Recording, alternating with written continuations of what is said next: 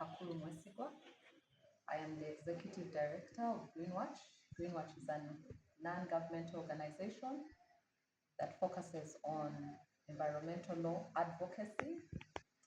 Today we are in Mbale in a collaboration with the Judicial Training Institute to train judges on climate justice. We have had several trainings on climate justice. These trainings have mainly been based in Kampala. And in these trainings, we have, again, as we always do, collaborated with the Judicial Training Institute to train judges from Kampala and the surrounding areas. We wanted to bring these trainings closer to the different court circuits that we have around the country. And the eastern part of Uganda was our very first attempt to do that, and I think we have successfully done it. The reason why we chose Mbale is because of the climate effects that this region has faced, such as the landslides, the floods, and the like. And we anticipate that there will be several disputes that will be brought before the courts of law that are founded or that have their genesis in the climate effects.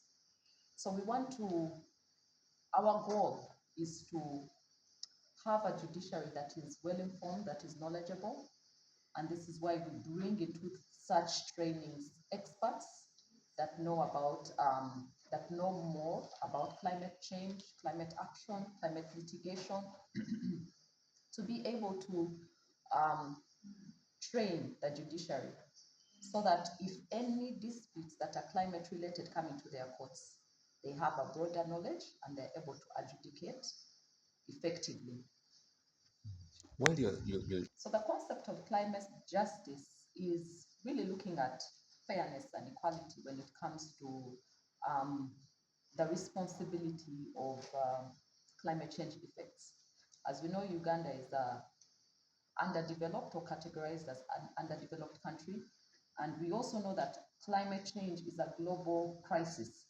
We find that the high emitters are countries from the West, countries who have already developed as a result of industrialization.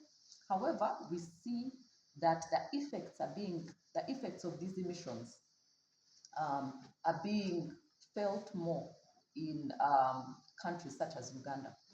So when we have heavy rains, torrential rains, and then there are floods, or if there are landslides, you find that people in the different communities and the different regions are the ones being highly affected.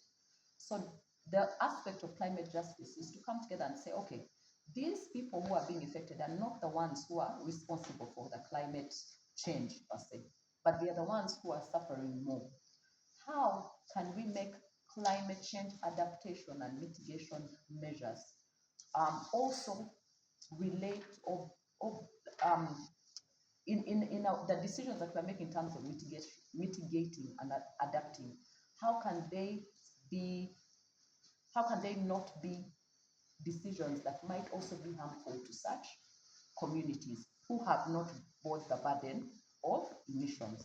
So that's really the aspect of climate justice, the fairness when you're looking at adaptation and mitigation. And when you look at adaptation, is how can we adapt to climate change? Mitigation is how can we reduce, for lack of better words, the effects of climate change, and what activities can we be able to do in both spheres so that we can see that the effects are being curbed.